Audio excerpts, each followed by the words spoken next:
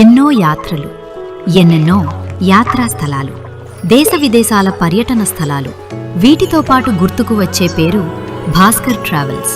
11 ఏళ్ల ప్రయాణం అత్యద్భుతం.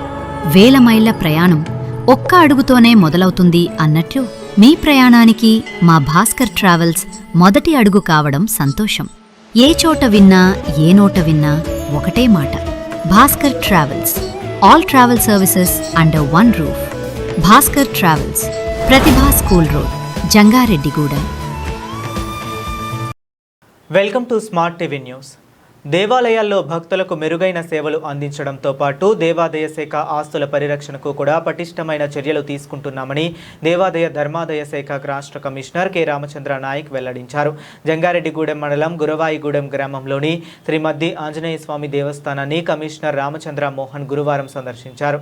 ఈ సందర్భంగా ఆయనకు ఆలయ అర్చకులు పూర్ణ కుంభంతో ఘనస్వాగతం పలికారు. అధికారులు ప్రత్యేక దర్శన ఏర్పాట్లు చేయగా కమిషనర్ సమక్షంలో స్వామి వారికి అర్చకులు విశిష్ట పూజలు నిర్వహించారు. ఈ సందర్భంగా ఆలయ కార్యనిర్వహణ అధికారి ఆర్వి చంద్ర, ధర్మకర్తల మండల అధ్యక్షులు రాజాన పండులు కమిషనర్ను దుస్సలవాలతో సత్కరించారు. నూతన వస్త్రాలను అందజేశారు. అనంతరం కమిషనర్ భక్తులకు అందుతున్న సౌకర్యాలు, ఆలయ నిర్వహణకు సంబంధించిన అంశాలను అధికారులతో చర్చించి పలు సూచనలు చేశారు. ఈ సందర్భంగా కమిషనర్ మీడియాతో మాట్లాడుతూ దేవాలయాల్లో భక్తులకు అందే సౌకర్యాలపై ప్రభుత్వం ప్రత్యేక దృష్టి సారించిందన్నారు. ఇందులో భాగంగానే మద్ది దేవస్థాన పరిస్థితులను తెలుసుకునేందుకు సందర్శించినట్లు తెలిపారు. ఆలయంలోని పరిస్థితులను పూర్తి స్థాయిలో పరిశీలించి తదుపరి అవసరమైన చర్యలు తీసుకుంటామని చెప్పారు.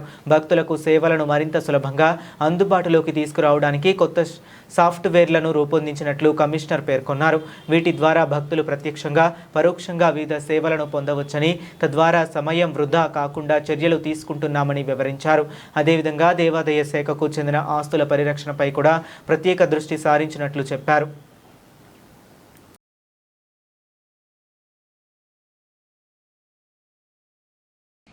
రాష్ట్ర ప్రభుత్వం రాష్ట్రంలో ఉన్న అన్ని ఆలయాల్లోనూ ప్రధానంగా వేలాది మంది భక్తులు వచ్చే 6A దేవాలయాల్లో భక్తులకి అందే సదుపాయాల మీద ప్రత్యేక శ్రద్ధ వహించడం జరుగుతుంది.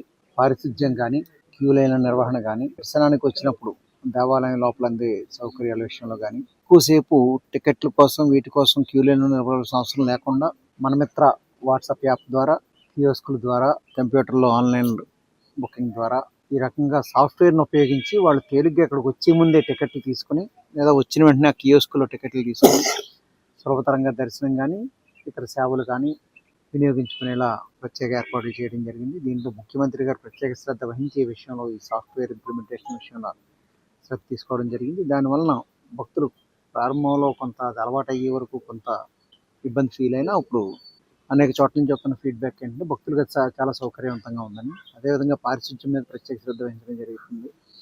ఈ విధంగా మరుగుదొడ్ల సదుపాయాన్ని కూడా ప్రతి చోట తగినంతగా ఏర్పాటు చేస్తూ అవి పూర్తి పరిశుభ్రత మెయింటైన్ అయ్యేలా చూడటం, తాగునీటి వసతి విషయంలో ప్రత్యేక శ్రద్ధ తీసుకోవటం, అదేవిధంగా ప్రసాదాల రుచి శుచి విషయంలో కానీ, అన్న ప్రసాదాల విషయంలో కానీ, ఇలా భక్తుడికి సంబంధించిన ప్రతి విషయంలోనూ కూడా ప్రత్యేక శ్రద్ధ వహించడం జరుగుతుంది. దాంట్లో భాగంగానే నేను కూడా పర్సనల్గా వివిధ దేవాలయాలను సందర్శించి అక్కడ ఏర్పాట్లు ఎలాగ ఉన్నాయి అన్నది ప్రత్యేకంగా గమనించడం జరుగుతుంది. అవసరమైన సూచనలు అక్కడ ఇవ్వడం జరుగుతుంది. తర్వాత ఒకసారి చూసి వెళ్ళిన తర్వాత ఇక్కడ ఏ విషయాల్లో ఏ అనుమతులు అవసరం ఉన్న విషయంలో కూడా మాకు ఒక అవగాహన ఏర్పడుతుంది. దానివల్ల అవసరమైన అనుమతులు అవి మంజూరీలో త్వరితమైన చర్యలు తీసుకోవటం, ఈ అభివృద్ధి పనులు త్వరితంగా జరిగేలా చూడటం లక్ష్యంగా ఈ ఇన్స్పెక్షన్స్ అనేవి జరుగుతుంది.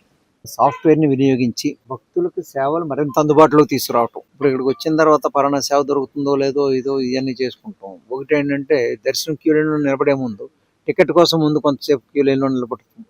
ఈ అవస్థలు తగ్గినాయి చాలా వరకు ఈ సాఫ్ట్వేర్ వల్ల. అదేవిధంగా పరోక్ష సేవలు చేసుకుంటానికి కూడా మరింత అవకాశం వచ్చింది. ప్రధానంగా ఏంటంటే గతంలో ఎప్పుడూ లేనంతగా భక్తులు సౌకర్యాల మీద ప్రత్యేక శ్రద్ధ పెట్టడం అనేది ఒక మేజర్ చేంజ్ అండి.